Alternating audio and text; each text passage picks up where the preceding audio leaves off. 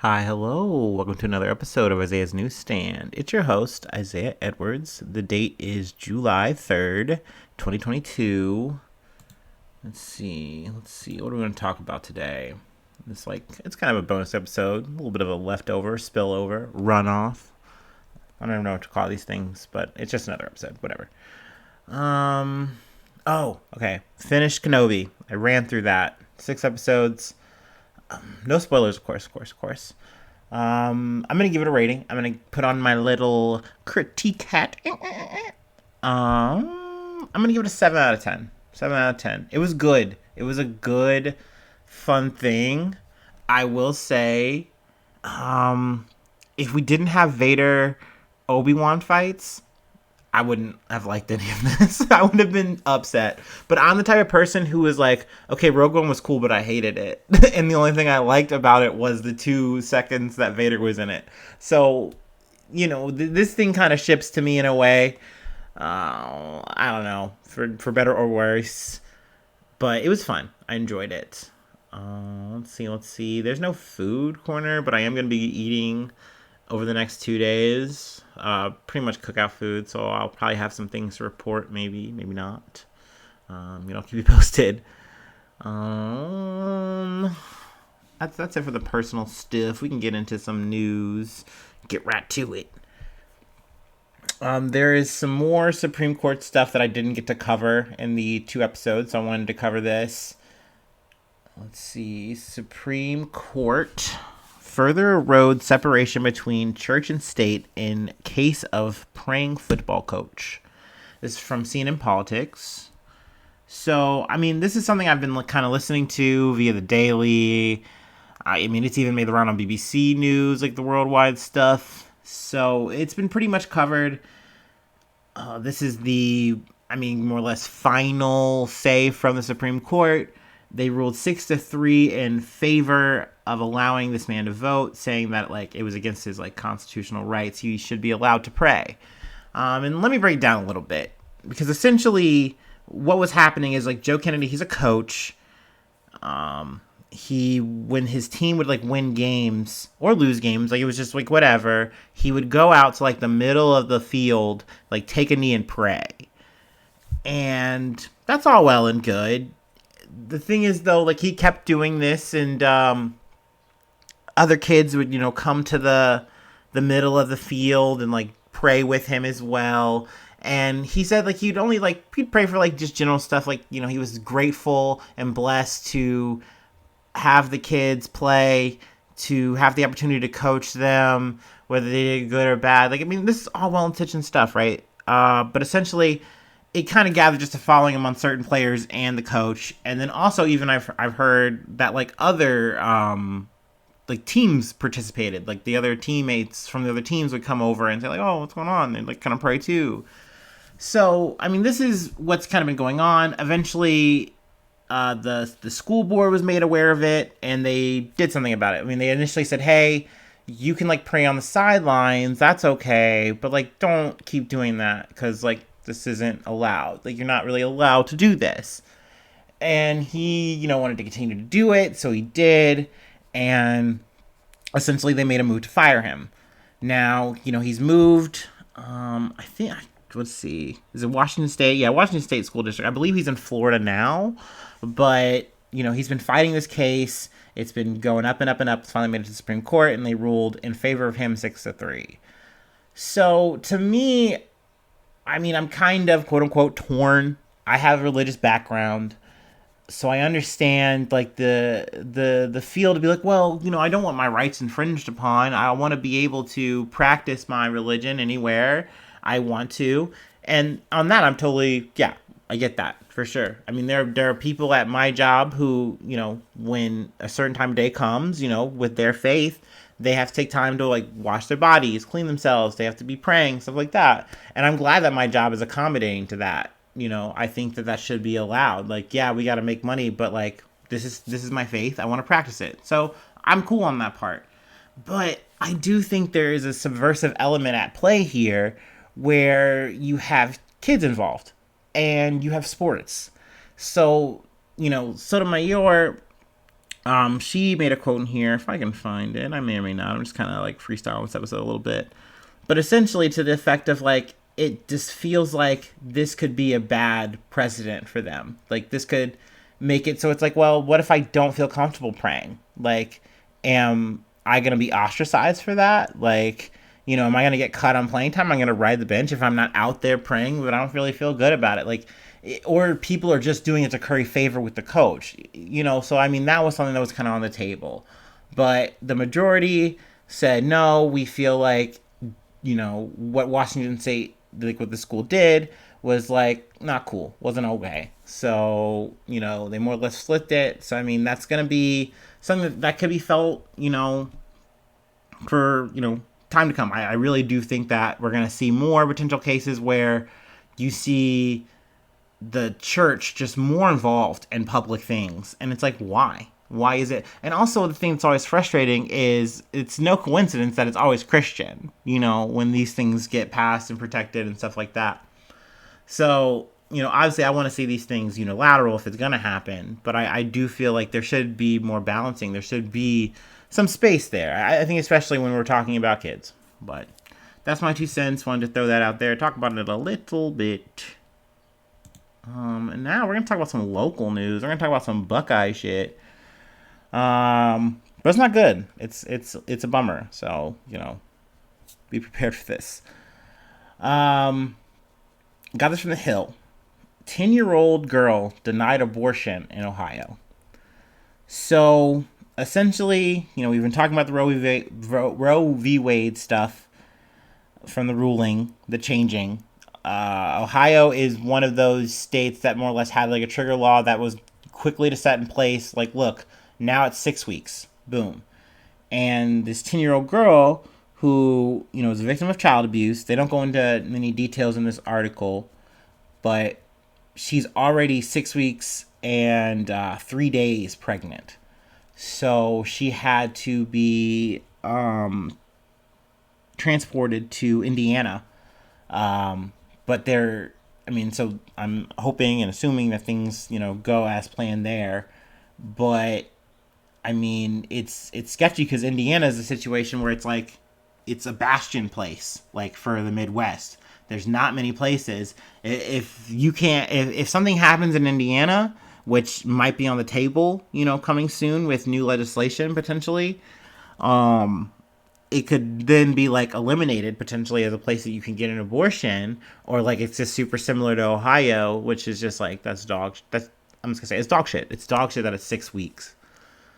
For some like heartbeat dumb shit. I don't know, man. Once again, these are baby parts. It's like saying you have a light bright and like you have parts of it in, and this is a whole thing. It's like it doesn't matter. To me, it doesn't. And I know these are my opinions and all this kind of shit, but if you lose Indiana for abortion rights, you're gonna have to go all the way east. That's the closest, I believe. And or you have to go west, which is very far. And it's frustrating because people don't really understand these things. Like, I've been talking to friends and kind of gauging how they think about it. And it is weird to hear people go, well, why can't you just travel? And it's like, it's not like this is just a quick hop, skip, and a jump. And even if it was, it's not like that hop, skip, and jump would be affordable. And not to mention that these kind of arguments and conversations to me are just silly because it's about your rights. It's about your rights, period, as a human. And I feel like this situation is a drastic setback. And it is a glaring thing. This isn't a hypothetical situation. It's happening right here, right now. It's going to keep happening too. Because the world's an evil place. I know conservatives understand that when a fucking, shooting happens that they couldn't control the guns on or whatever. But the world's an evil place. Bad things are going to happen. And things out of our control are going to happen. And abortion is a right. And you should have the ability, especially when it's something that's saving your life. Or just averting a worse tragedy. I don't know. Let me move on before I get a little too tilted. Oh, also, this is random. This is a random faux pas thing I had with Kenobi. And this is me, once again, putting my director hat on. the camera thing. I'm not a camera guy. I mean, I'm not an expert or anything, but there are certain scenes that if you go to watch it, you will see they do some weird shake thing, and I'm not talking like what happens in Jason Bourne when like everything's going crazy and like you just can't understand what's going on and they're just literally rattling the camera or whatever. It's worse than that. It's like a slow kind of tilting in and around, and there's a certain like couple of scenes that they do that in, and I'm like, this is so odd, and it makes me feel like I'm on a boat and I don't have Dramamine and I feel uncomfortable.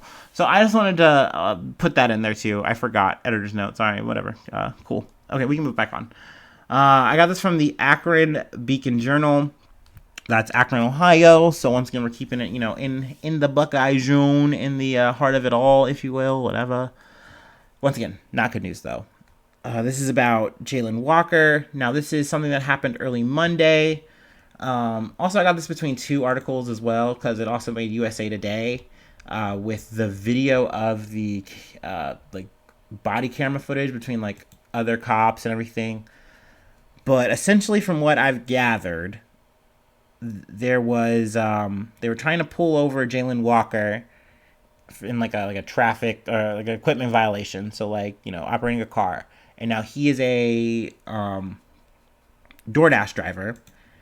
And they were saying like he didn't pull over. They went to pursue him. The cops are saying that he shot at them, and then at some point, the car stops. He tries to get out, and then at that point, there's a group of officers pursuing him, and in total, they shoot about 90 times at him, shooting him 60 times in the head, in the abdomen. I think more or less it's described like from the knees up. And then I'm not sure if it said that they restrain him. The cops say that they do. They try to assist him and like do life saving stuff. You shot him 90 times. You shot at him 90 times. And I just don't understand it. Like, I get it. This is a high tense situation. But I just don't get it. And I haven't seen the footage. I haven't seen the video. I know it released today at like 1 o'clock. It's like an hour out from me. I haven't been able to find it yet. But this is definitely something I'm sure I'm going to be covering in the future. It's really sad to see. Once again, I don't know about the whole part of him firing. They say like, look, his gun's here. It was like clear view, but it wasn't on him. So my thing is, I'm just confused on why he would fire like one shot and then, do yada. But I'm sure more will come to light here, and I will keep you posted. I don't like to over speculate on these things, especially as they've just happened or is more like are coming out. But they have shut down Akron for this weekend. Like holiday stuff has been canceled just because of protests and stuff. They advised, they've pleaded for like peaceful protest. It's just frustrating though. We knew that after the George Floyd stuff, nothing was really going to change. And, I might have people be like, well, he's only doing the same thing. Da, da, da, da. And it's just like, there's no reason to do this. Like, I saw descriptions of like from one person who said at one point the cop is shooting, blows his whole clip, reloads, and keeps shooting at a person. Like, no, like, I just don't want to hear it. I don't understand how we are in Texas and we can't pull the trigger on a guy who's actually a shooter, and we have a situation on a traffic stop where we have to go full-on Rambo on this, and we're fighting RoboCop or something. I don't get it. I just don't get it. It's frustrating. Also, we're going to stay in the U.S. with some news from Los Angeles. More cop talk. We're here. We're cooking bacon. I know it's poor taste. I'm a piece of shit. But you already know this is the newsstand. I'm sorry. I'm kind of not that sorry. Here's a headline. Mother claims LAPD officer was beaten before death in training accident. So this is about Officer Houston Ryan Tipping. He died May 29th. Let's see, 3 days after the training accident at the agency's Elysian Park Academy. Let's see. LAPD Chief Michelle Moore, said Tipping was working as a bike instructor in a scenario involved grappling with another officer. During the exercise, Tipping fell to the floor and suffered a spinal cord injury. Other officers present initiated CPR until Los Angeles Fire Department and paramedics arrived. So that was kind of a crazy thing that I just kind of started to read. I was like, oh, whoa, shit, wow. Also, I heard though, and this is kind of covered too, where the mother is filing a wrongful death claim, and apparently these are precursors to lawsuits. But essentially saying there might be more to this, and we need to investigate to really get the details. Also, the LAPD is also investigating itself on this, or what have you, launching their own investigation to just see what changes can be made. So, that's more or less all to the story. I think though I've read, at least from this article, that there was other bruising and stuff like that on him, and it was more aggressive. Because I'm thinking if this is just grappling, you shouldn't have other kind of bruises and scrapes. I'm thinking unless they were just going real hard, they was anime training. I don't know. I don't know what goes on with this kind of stuff. But apparently he had been on the force. It's not like he was a new guy or anything like that. So I don't know. It was odd. I saw that one, talk about it a little bit. If there is any update, I will let you know, guys. And then finally, we're going to take a little breaky and go international and talk about some shit in China that I just heard. And we'll get out of here. I'll be out of your hair.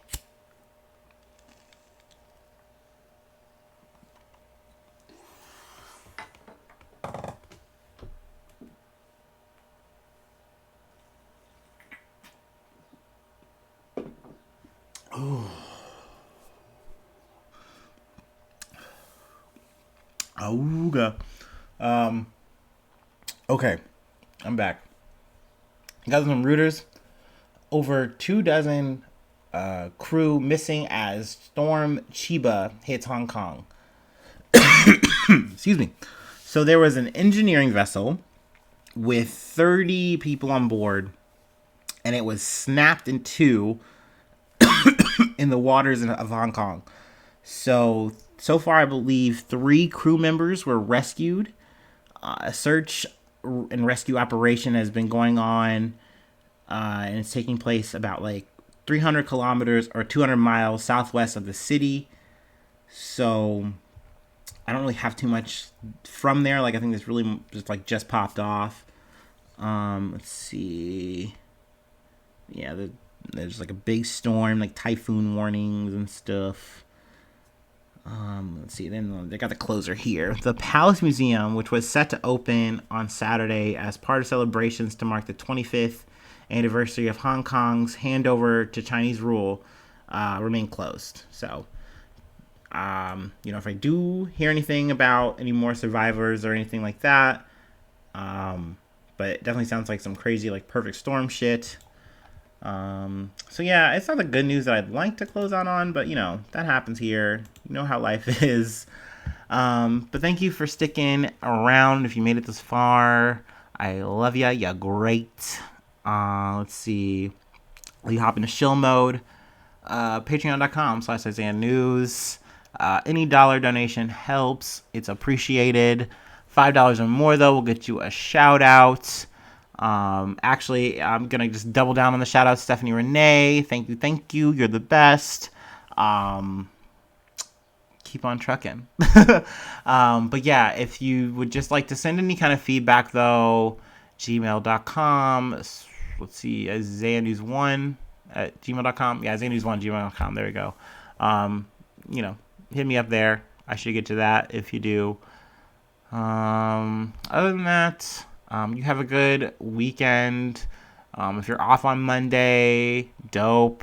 great. Make the most of it, whatever you do. If you celebrate, cool, I get it. I'm gonna eat some food, so it is what it is, right?